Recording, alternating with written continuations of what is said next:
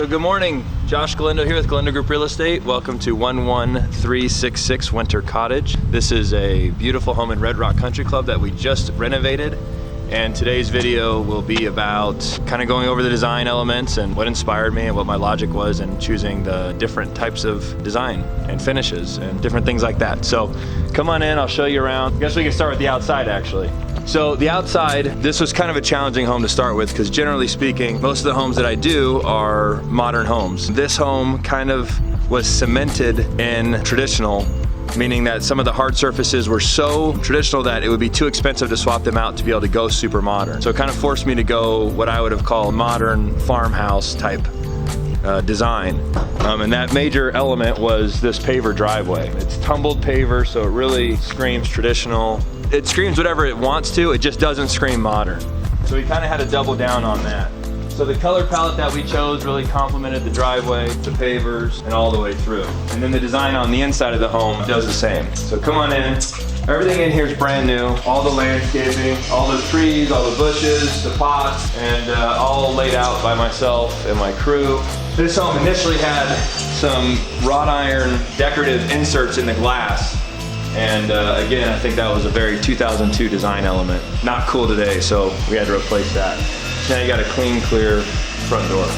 So one of my favorite things about this floor plan, which I've done this floor plan a few times here in Red Rock, is this room. This floor plan was actually built without the vaulted ceiling, which I think is terrible. It's a completely different home. Something that will draw your attention to the ceiling are a few things, which is the beams. So we put these beams in. They're faux beams. They look very real. They were actually stained to match the flooring. And then the tall fireplace. So what we do here is this fireplace before was kind of an old school drywall, arched out, multi-level fireplace. And so what we do is we actually frame this out completely square all the way to the ceiling.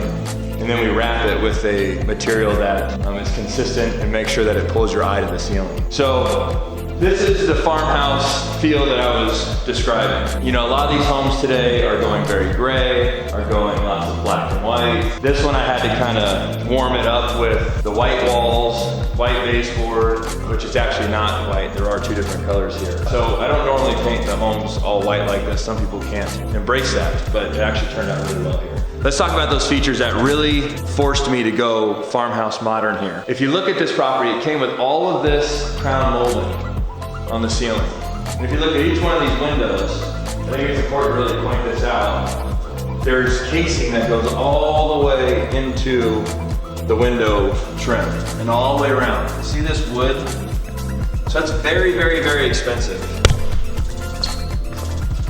So that wood casing is very expensive to do, and it's something that I didn't want to take out. So now I kind of had to work with it. And again, that was one of the inspirations to go with this farmhouse modern type design. So as you can see here, we did the herringbone flooring only in here. So a lot of the time as a flipper, I have to wear my budget conscious hat and then I have to wear my designer hat. So I love this lay, and if I was able to afford to put it throughout the whole house, I probably would have. But I was only able to do it here, so I had to choose where best to put it, and I felt this room was the best room to put it because this is the first impression. So I spent the extra money on the install and put it here. And the rest of the home, I just did the regular lay. So we'll go this way and I'll show you more about what I did, because every single inch of this home was thought out and intentionally designed the way that it was. Nothing really here is by accident. So first and foremost, this was a den with a double door that went into a bedroom. I felt that having a legitimate 3-bedroom home was best. And secondly, I don't think anybody wants to walk into the home and see whatever you're doing in this room. So even if you did want it to be a den or an office, you don't want doors here. I think this is a much better look. And so we closed it, moved the door over into the hallway so it's a little more private. So this thing I think is really cool. I think it goes a long way. I think it's really a fun design,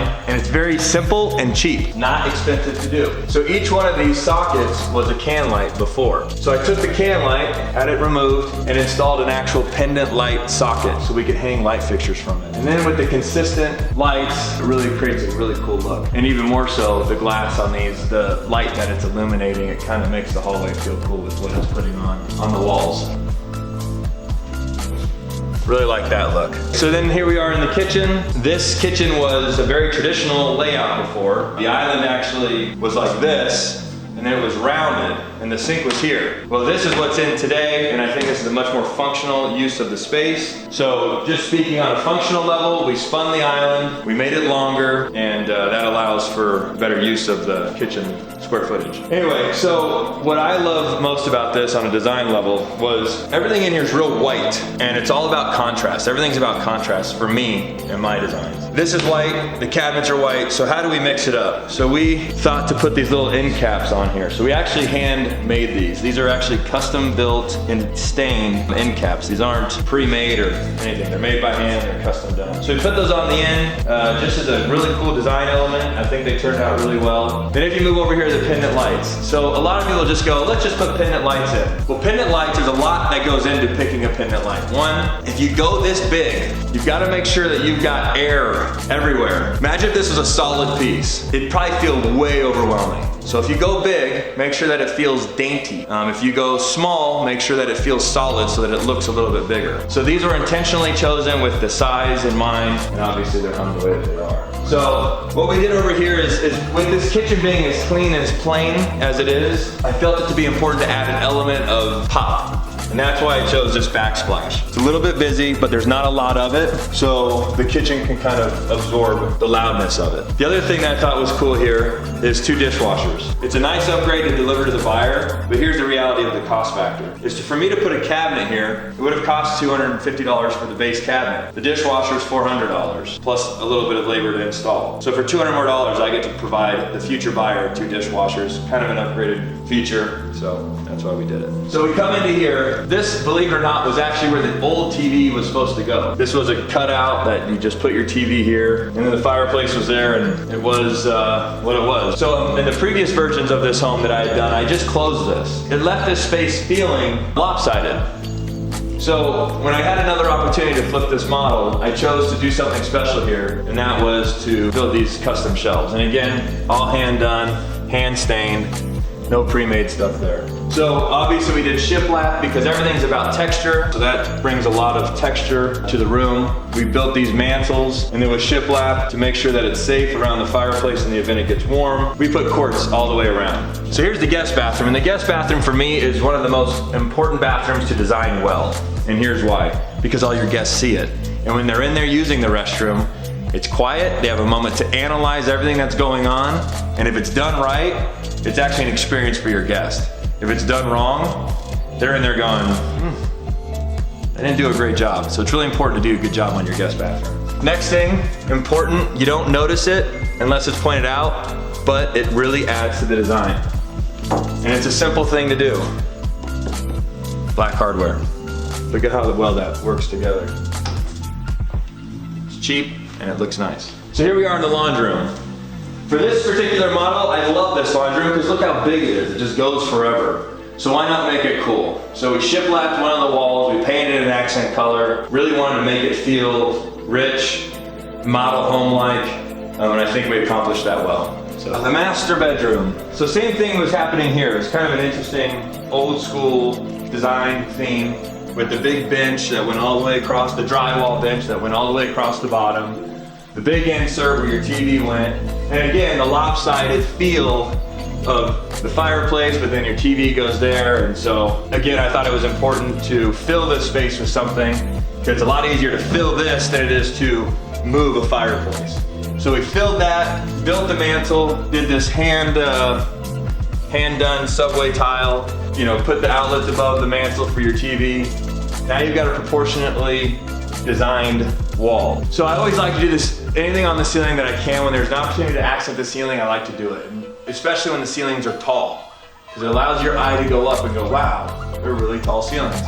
So we did the shiplap on the ceiling here. Of course, you paint your vents, very important.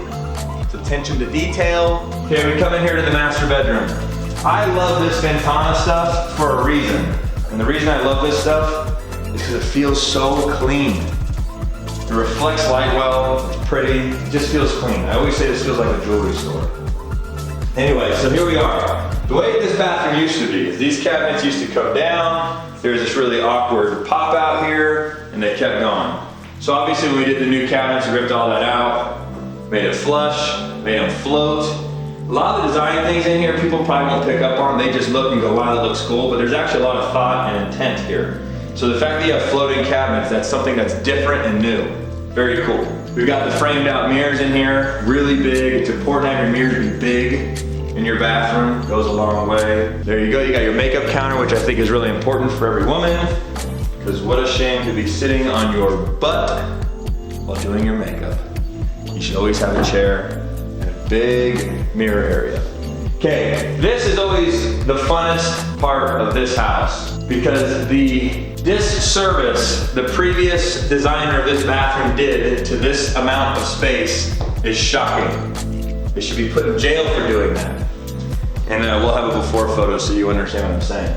And what a beautiful use of space it is now to look at it. So we have the tub inside the shower. Some people ask, why did you do that? Does it make any sense? I don't understand it. Well, honestly speaking, it doesn't have to make any sense. It looks really good. But if you do want to make sense of it, you can bathe your kids in there and they can splash. And all the water stays in a wet area. You can wash your dog in there and they can shake and all the water stays in a wet area. So it's actually very functional use. So we have our circle tub, which feels like a jacuzzi. You've got the black tub filler with the spray handle. And then you got the his and her showers. And you've got a sea of glass here. Really look at this. Lots of glass, very expensive. Now when you have this much glass, everything looks easy. You've got to make sure it's sturdy, okay? That's sturdy. But the only reason it's sturdy is because I had to build a header from the ceiling down and wrap it with drywall to secure the top of this glass so that it didn't wobble. So there it is. So here we are. So at this house, no pool. And I think there's a lot of value in building a pool in Red Rock because the homes are expensive so they can absorb the cost of a pool. So here we installed the pool and the spa, which when you do that, you basically have to gut the whole backyard. So all of the previous landscaping, concrete, everything just has to go. And then they build this pool. Once you build the pool, then you have to create a concrete area so that people can actually have lounge chairs, dining set with an umbrella. They gotta have space to put stuff on. So then what I like to do is I like to accent everything with the fake grass because I think it's really beautiful. It's a great pop of color. The other thing that most people don't realize is that when you build a pool in Red Rock, you got to build a fence. And the fence is a $5,000 expense. Make sure you factor that in if you think you're going to build a pool. So thank you for coming to Winter Cottage in Red Rock Country Club. It's a beautiful property, single story, 3-car garage, 3 bedrooms, detached casita with its own kitchen, designed impeccably on the golf course. Hope you buy it. 702-300-8484, 702-300-8484. Joshua Galindo with Galindo Group Real Estate. Thanks for watching. Take care.